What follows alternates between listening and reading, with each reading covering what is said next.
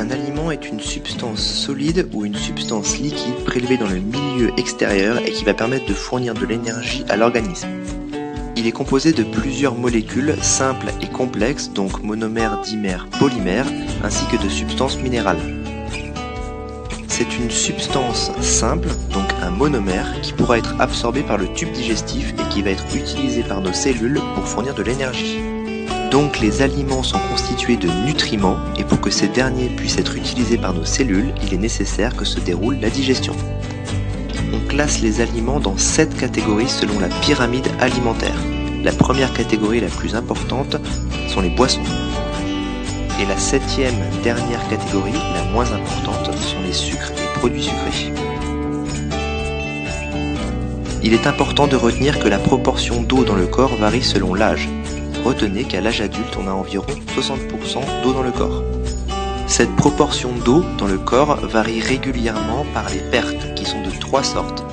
Par les excrétions, urine et sel, par la respiration et par la transpiration. Ces pertes sont compensées par les gains quotidiens.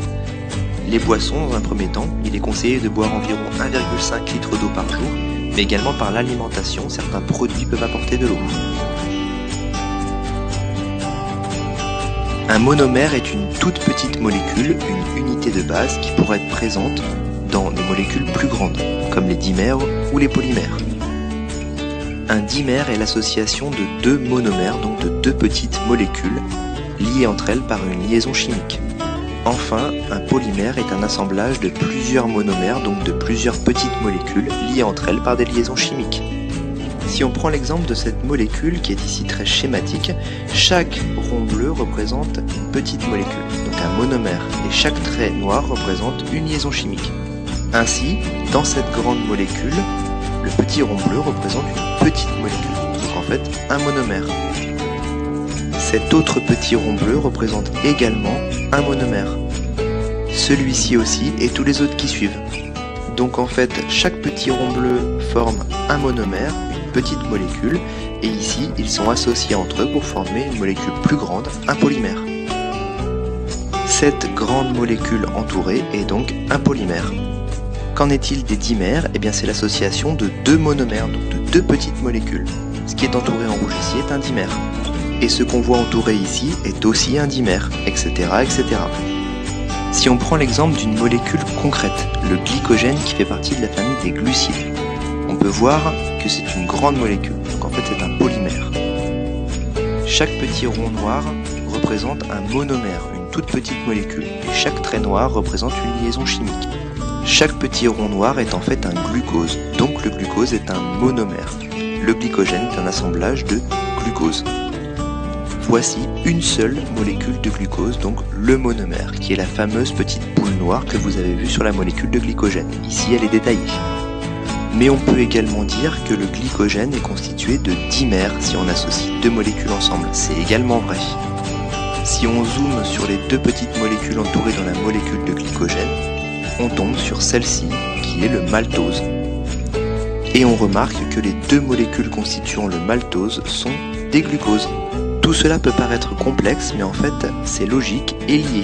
Chaque petite boule noire représente une molécule de glucose, associée par 2, ça forme un maltose, et plusieurs glucoses associés entre eux, ou plusieurs maltoses associés entre eux, forment le glycogène. Les glucides constituent une famille de molécules composées de 3 atomes principaux, C, H et O. Ils sont très souvent représentés sous forme cyclique.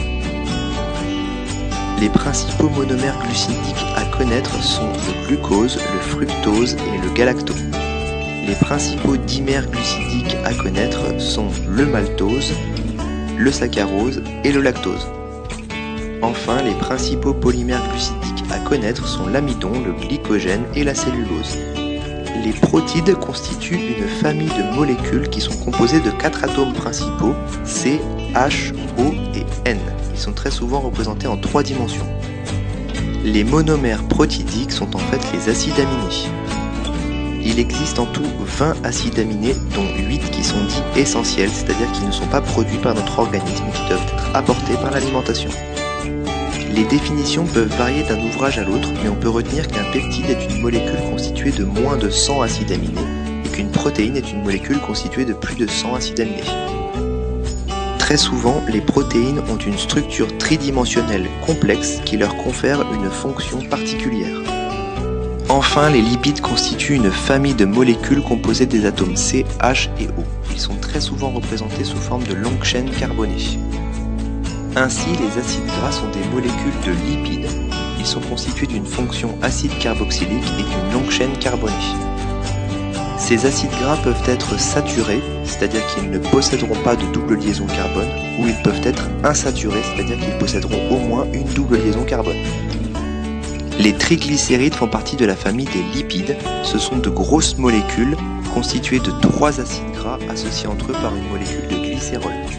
Enfin, dans la famille des lipides, il y a la molécule de cholestérol qui est prélevée dans l'alimentation mais qui peut également être produite par l'organisme.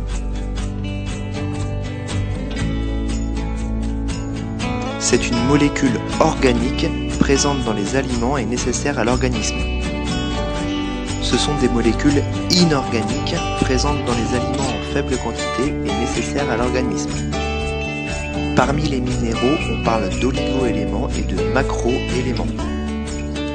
Les oligo-éléments sont nécessaires en faible quantité alors que les macro-éléments sont nécessaires en quantité un peu plus importante.